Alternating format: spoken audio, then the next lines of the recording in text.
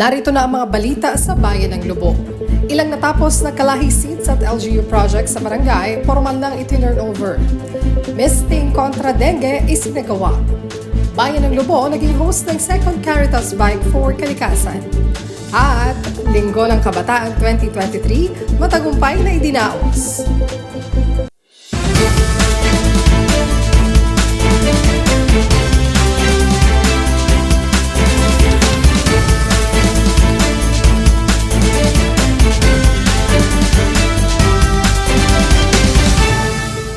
Magandang araw, Bayan ng Lubog. Welcome to Lubotang Lao TV, kung saan balitang totoo, ikaw ang panalo. Ako po si Angelica Atienza Romero, ang inyong Public Information Officer, at ito po ang October edition ng Lubotang Lao TV.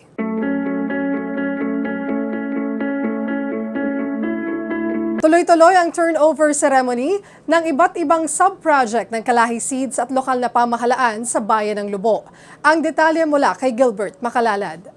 Muling ipinagpatuloy ngayong buwan ng Oktubre ang turnover ceremony ng iba't ibang proyekto ng Kalahi Seeds sa iba't ibang barangay sa ating bayan. Kabilang sa mga matagumpay na na-turnover ang proyektong Barangay Health Station sa Barangay Poblasyon at Sawang, Barangay Access Road ng Barangay Balatbat, Mabilog na Bundok at Malapad na Parang, medical equipment para sa Barangay Bignay at Ulo-Ulo, spillway sa Barangay Haybanga, Child Development Center ng Barangay Fabrica at box culvert ng Barangay Ulo-Ulo. Kinatawan ni na Acting Municipal Administrator Randy D. Torres, Senior Administrative Assistant 5 Lester Rawin Kai Ayag, at Kalahi Seeds Municipal Area Coordinator Ed R. Atienza ang lokal na pamahalaan sa pag-turnover ng proyekto at paggagawad ng sertipiko ng pagkilala sa mga volunteers na tumulong upang maitayo ang nasabing proyekto. Sumulat, panahon pa ni Vice Mayor Jorley, nung siyang mayor, sumulat siya sa nasyonal na pamahalaan upang makakuha ng ganitong pondo. May eligibility criteria yan. Naging eligible yung bayan natin. Ngayon, 4 na bayan yan sa Batangas na nag-intend. Tayo lamang yung nabigyan ng 20 million. Bakit?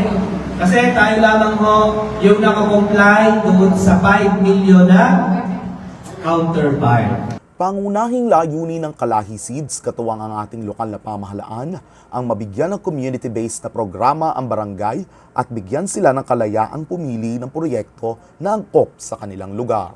Para sa Lubotang Lao TV, Gilbert Makalalad.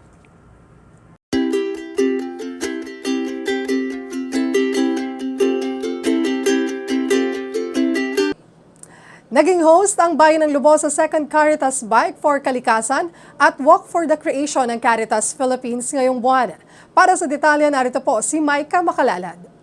Matagumpay na naging bahagi ang Bayan ng Lubog sa second Caritas Bike for Kalikasan at Walk for the Creation event na may temang Protect Verde Island Passage nitong October 7, 2023. Pinangunahan ni Vice Mayor Jerly R. Manalo at Most Reverend Jose Colin Bagaforo ang aktibidad na nilahukan ng iba't ibang sangay ng lokal na pamahalaan ng ating bayan. CRS Philippines, the Lipa Archdiocesan Ministry on Environment o AMEN, mga mananampalataya ng St. Michael the Archangel Parish Church dito sa Bayan ng Lubog at Barangay Ilihan, Batangas City. Nagkaroon din ng maikling programa sa Lagadlarin Mangrove Forest upang tapusin ang 2023 Season of Creation na pinangunahan ni Vice Mayor Jerly R. Manalo. Sana dumating ang panahon, matutuhan natin at mahalin natin ang kalikasan sapagkat ito ang pag-asa ng ating mga kabayan, ng ating mga kabataan. Kung iniisip po natin ang ating buhay ngayon, huwag na po yun. Ang isipin natin paano ang ating mga kababayan at ang ating mga anak at ang ating mga apo bukas makalawa. Yun po ang isipin. Tayo po yung matatanda na. Bukas makalawa mawawala tayo sa mundo, ang anong ating maiiwan dito sa mundo, at dapat ang alagaan natin ay kalikasan. Dumalo rin sa nasabing programa si Most Reverend Archbishop Gilbert A. Garcera. Sa kanyang mensahe, ipinaliwanag niya ang magiging epekto sa atin ng panahon kapag hindi natin pinalagaan ang ating kapaligiran at kalikasan. Dapat magkaroon tayo ng gift of disturbance. Ang tawag yan, nakokonsensya tayo. Napakahalaga na ipinagdiriwang natin ngayon ang Season of Creation. Isang regalong hinihingi natin na napakahalaga sa season of creation is disturbance of the mind. Tulad ng Mala Birhen. Ang tawag natin, nakokonsensya ka ng alin ng pangyayari sa kalikasan. Ayon naman kay Most Reverend Jose Colin Bagaforo, napili nila ang Bayan ng Lubo dahil sa advokasya ng ating lokal na pamahalaan para sa mangrove reforestation. Number one advocacy natin ngayong taon ay yung preservation at saka yung care at saka yung panawagan natin na huwag masira itong palibot ng Verde Island Passage. Dahil recognize ito all over the world, kasama na ng UNESCO, itong Verde Island Passage na nandito sa Pilipinas is one of the centers of marine biodiversity. Kasabay nito, ginanap ang mangrove tree planting activity kung saan 500 mga punla ng bakawan ang naitanim sa nasabing lugar. Para sa Lubotang Law TV, Maika Makalalad. Samantala kinilala sa kakatapos lamang na 6th Kabatang Partners Recognition Rights ng DepEd Division Office ang Bayan ng Lubo at si Mayor Lota Manalo. Isinagawa po ang awarding ceremony sa Batangas Country Club ngayong toong October 27 kung saan kinilala ang mga kontribusyon ng pamahalang bayan sa larangan ng edukasyon. Tinanggap ng inyong lingkod ang plaque ng pagkilala kasama si DepEd Lubo Public Schools District Supervisor Dr. Julita Ilagan. Kasama rin sa pinarangalan ng ating laging partner na Knowledge Channel na katuwang rin natin sa mga proyektong pang-edukasyon. Kinilala rin po ang Bayan ng Lubo sa isinagawang Balisong Channel Gala Night 4 Years of Excellence nitong October 5 sa Lipas City. Tinanggap ng inyong lingkod ang Civic Engagement and Participation Excellence Award sa awarding ceremony na isinagawa sa Aquamarine Recreational Center. Kabilang ang Bayan ng Lubo sa 7 bayan sa probinsya ng Batangas na nakatanggap ng pagkilalang ito. Nakiisa naman ang ating lokal na pamahalaan sa idinaos ng Association of Tourism Officers of the Philippines o ATOP Convention at Pearl Awards 2023 nitong nakaraang October 4 hanggang 7, 2023 sa isla ng Boracay sa probinsya ng Aklan. Dumalo ang lokal na pamahalaan sa 4-day convention sa pangunguna ni Napunong Bayan Mayor Lota Manalo, Acting Municipal Administrator Randy De Torres at Senior Tourism Operations Officer Vanessa May Castillo. Layo ng pagdalo na makibahagi, matuto at magkaroon ng makabagong ideya sa larangan ng turismo para sa ating bayan. Nakilahok rin sa nasabing aktibidad ng iba pang delegado mula sa iba't ibang LGUs sa lalawigan ng Batangas. Idinaos naman itong buwan ng Oktubre ang Linggo ng Kabataan, kung saan tampok ang iba't ibang aktibidad para sa mga youth leaders natin. Narito po si Maisel Bravo para sa iba pang detalye. Upang bigyan ng pagsasanay ang mga youth leaders sa ating bayan, pinangunahan ng Local Youth Development Office ang Linggo ng Kabataan 2023 nitong October 20 at 23, kung saan lumahok sa iba't ibang aktibidad ang mga leader ng secondary schools sa Bayan ng Lubo. May temang Green Skills for Youth Towards a Sustainable World. Sinimulan ang programa noong October 20 sa pamamagitan ng tree planting activity sa Barangay San Miguel. At sinundan ito ng Youth Volunteerism Seminar sa Barangay Malabrigo. Nito namang October 23 kasabay ng flag ceremony ay sinagawa ang pagpapakilala sa mga kabataang leader na magsisilbing youth counterpart ng mga pinuno ng iba't ibang tanggapan ng ating lokal na pamahalaan. Dito ay nabigyan ng pagkakataon ng mga kabataan na maging pinuno ng isang opisina at matutunan kung ano ang madalas na ginagawa ng mga department at office heads. Isa sa mga naging youth leader si Jimmy Kaaling Duanyas ng Masagitsit Banalan National High School na na-assign bilang Youth Municipal Engineer. Nakita ko po na hindi po pala madali yung ganong trabaho na magserbisyo sa bayan. Sa ganitong pong paraan, makikita mo po na napaka-dedikado pong tao and makikita mo po na hindi po basta-basta ang maglingkod sa bayan. Ayon kay Lido Designate Lester Rubin Kai Ayag, mahalaga ang papel na ginagampanan ng youth leaders sa ating bayan. Ito ay ginagawa para tipunin at pagkaisahin ang lahat ng mga kabataan at ipakita sa kanila at bigyan sila ng bagong kaalaman tungkol sa tamang pamumuno, volunteerism, sa mga bagay na nakakaapekto sa mga kabataan sa kasalukuyan, mga bagong teknolohiya, bagong intervention na kung ano ang meron ngayon. Unang isinagawa ang Linggo ng Kabataan noong taong 2019 at target itong isagawa ng LIDO sa mga susunod pang taon. Para sa Lubotang Lao TV, Maisel Bravo.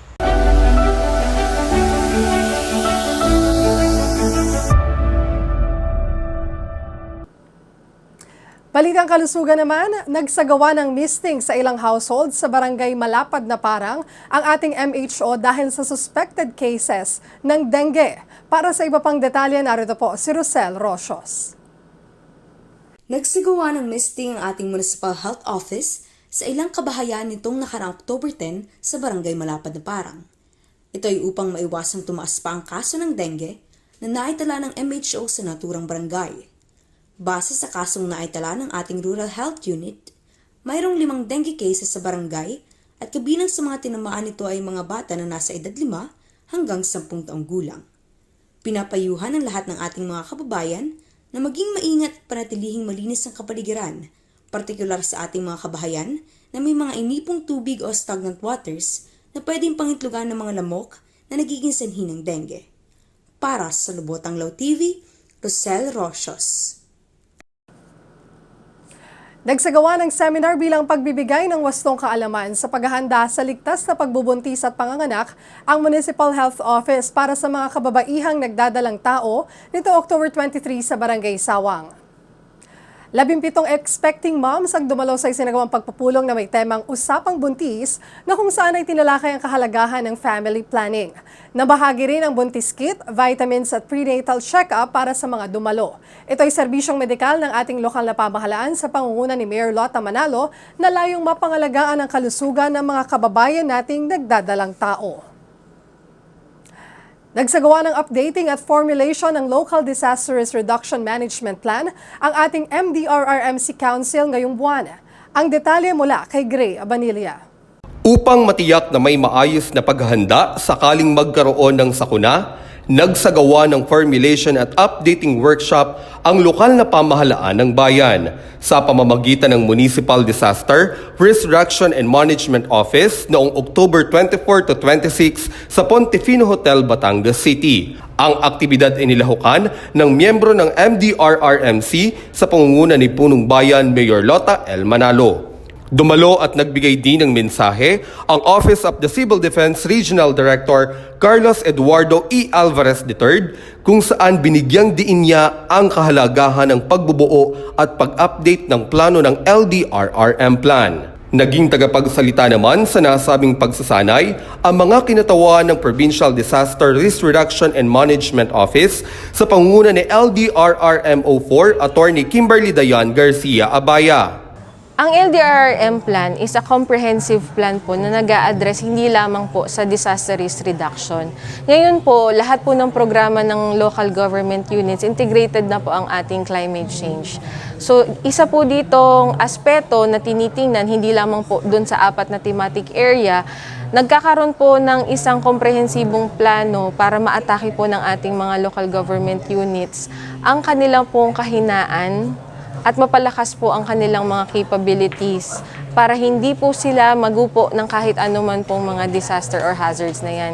Layo ng pagsasanay na mabigyan ng angkop na kalaman at strategic skills ang mga miyembro ng council para sa pagpaplano kung may darating na sakuna. Para sa Lubotang Lao TV, Gray Abanilla. At yan po ang unang pasada ng mga balita ngayong hapon. Magbabalik po kami makalipas lamang ang isang paalala.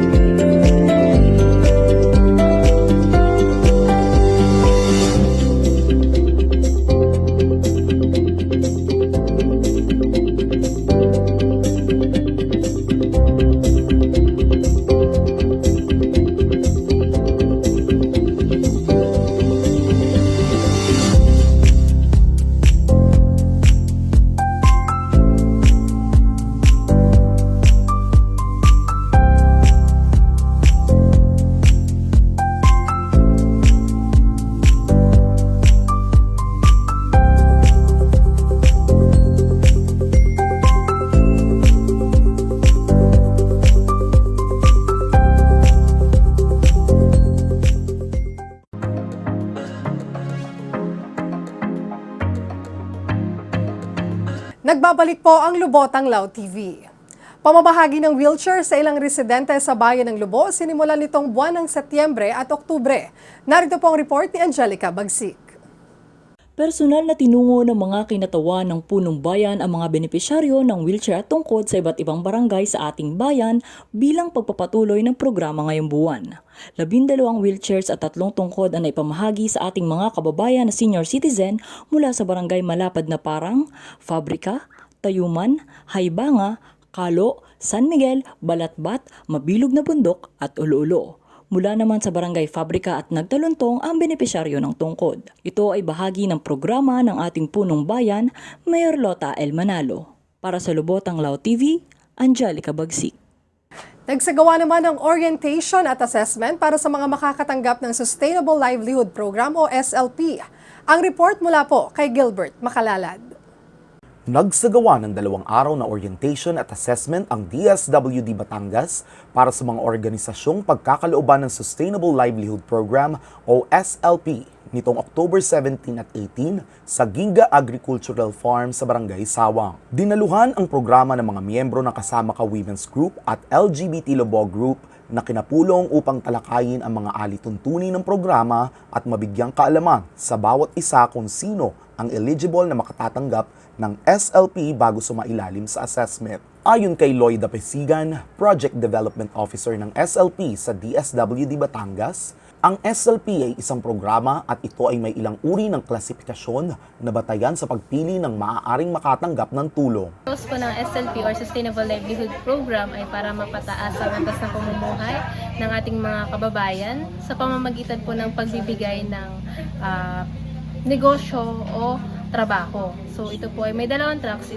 Ang una po ay Micro-Enterprise Development Track o yung pagnenegosyo, and ang next po ay ang Employment Development Track o ang pagtatrabaho. Ang SLP o Sustainable Livelihood Program ay programang handog ni Senator Alan Peter Cayetano at Senator Pia Cayetano sa pamamagitan ni former Congressman Raneo Abu at ng ating lokal na pamahalaan sa pangunguna ni Mayor Lota Manalo, na layong tulungang mabigyan ng puhunang panghanap buhay ang ating mga kababayan. Para sa Lubotang Lao TV, Gilbert Makalalad. Muli namang namahagi ng tulong pinansyal sa ating mga kababayan sa pamamagitan ng Assistance to Individual in Crisis Situation o AICS. 1,808 benepisyaryo mula sa iba't ibang barangay sa ating bayan ang mapalad na nabigyan ng cash assistance itong October 11 at 17 sa Barangay Sulok. Ito po ay sa inisyatibo ng ating punong bayan, Mayor Lota Manalo at Vice Mayor Jerly Manalo, katuwang ang Department of Social Welfare and Development. Ito ay para sa ating mga kababayan na nangangailangan ng tulong sa kalusugan, edukasyon at iba pa.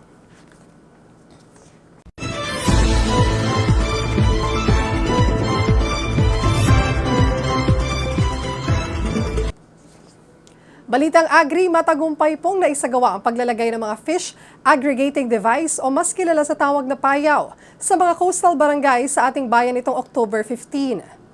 Inilagay po ang mga payaw sa karagatang sakop ng ating coastal areas, kabilang ang Barangay Biga, Balibago, Malabrigo, Solok, Sawang, Ulo-Ulo, Lagadlarin, Fabrika at Masagitsit.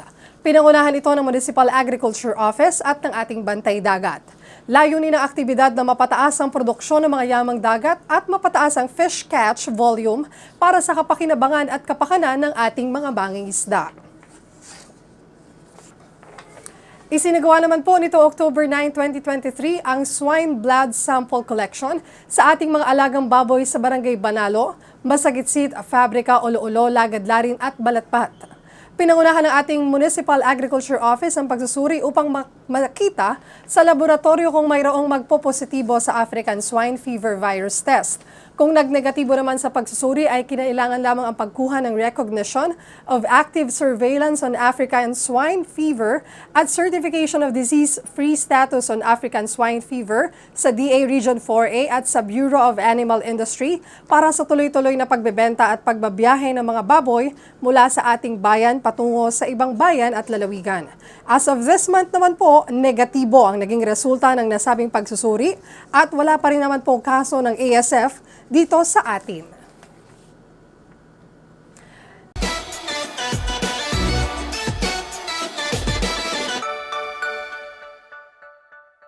Matagumpay namang naisagawa ang blessing ng 2 bagong gusali ng ating lokal na pamahalaan nitong Sabado, October 28, sa pangunguna ng ating punong bayan, Mayor Lota Manalo, at ng mga kawani ng pamahalaang bayan. Sa right wing po ay matatagpuan ang Municipal Treasurer's Office sa ground floor, samantalang sa second floor nandoon ang Municipal Budget Office at Municipal Planning and Development Office. Sa third floor naman po ng right wing ay ang opisina ng punong bayan at Tourism Office at ang PIO. Habang sa left wing naman po ay matatagpuan ang Municipal Engineering Office at Municipal Civil Registrar sa ground floor. Sa second floor po ay ang MSWDO, Kalahi Seeds, Municipal Assessor's Office, DILG, GSO at Municipal Administrator's Office. Samantalang sa third floor ay matatagpuan ang Municipal Accountant's Office at ang HRMO. Ang bagong munisipyo po ng Bayan ng Lobo ay nasimulan sa ilalim ng administrasyon ni Vice Mayor Jerly Manalo at itinuloy ngayon ng ating punong bayan na si Mayor Lota. Nakatakda na pong simulan ang gitnang bahagi ng bagong munisipyo. Mula pa rin kay Senator Lito Lapid ang pondong gugugulin dito. Narito naman po ang ilan pa sa mga aktibidad ng ating masipag na punong bayan, Mayor Lota Manalo, ngayong buwan ng Oktubre. Sa report po ni Gray Abanilla. Muling naging abala ang ating punong bayan, Mayor Lota Manalo, ngayong buwan ng Setyembre maliban sa iba't ibang malalaking pagpupulong at aktibidad na kanyang dinaluhan. Narito ang ilan sa kanyang pinagkakaabalahan. Nitong October 2, dumalo at nakiisa si Mayor Lota Manalo sa isinagawang World Teachers Day Celebration Kam Gawad Patnubay Year 4 sa Lobo Town Plaza. Pinangunahan ni Public Schools District Supervisor Dr. Juliet Ilagan at ng DepEd Lobo Sub-Office. Nagbigay din ng tulong pinansyal ang ating punong bayan sa DepEd Lobo upang may sakatuparan ang naturang aktibidad. Noong namang October 9, nakipagpulong si punong bayan, Mayor Lota sa kinatawan ng SSS Batangas tungkol sa mga hakbang upang mabigyan ng karagdagang benepisyo ang mga kawani ng lokal na pamahalaan. Pinangunahan ni Acting Vice President, Lipa Branch Head Joseph Pedley N. Britannico at Batangas Branch Head Tiffany B. Lobo ang pakikipagpulong sa ating punong bayan. At kasabay nito ay binigyan nila si Mayor Lota ng Plaque of Appreciation dahil sa walang sawang pagsuporta sa mga programa ng ahensya. Tuloy-tuloy naman ang isinasagawang executive meeting tuwing Lunes ng buwan sa opisina ng punong bayan sa pangunguna pa rin ni Mayor Lota. Dito ay ibinahagi ng mga department at office heads ang mga ongoing at incoming projects at plano ng kanilang opisina. Pinangunahan naman ni Mayor Lota Manalo ang PIDRA o Pre-Disaster Risk Assessment nitong October 17 sa opisina ng punong bayan. Dito ay nagbigay siya ng direktiba kaugnay sa mga kinakailangan ng bawat opisinang miyembro ng MDRRMC ngayong darating na barangay at SK elections at undas. Dumalo at nakipagpulong din si Mayor Lota sa Philindutech Naga Corporation para naman sa planong Smart City o Solar Project no October 20 sa SB Session Hall.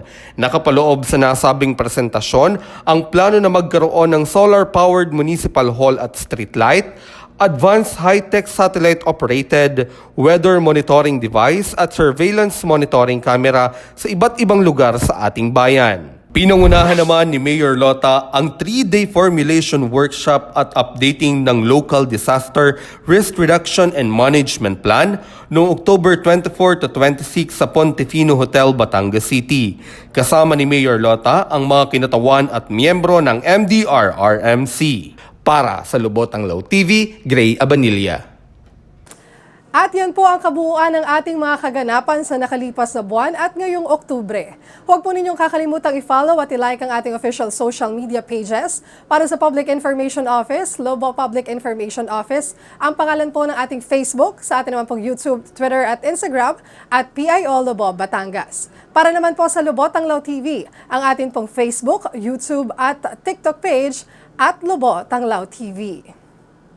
Sa ngalan po ni Mayor Lota Manalo ng buong Public Information Office at Lubot ang Law TV team, ako po muli si Angelic Atienza Romero, ang inyong Public Information Officer. At ito po ang Lubot ang Law TV, balitang totoo, ikaw ang panalo.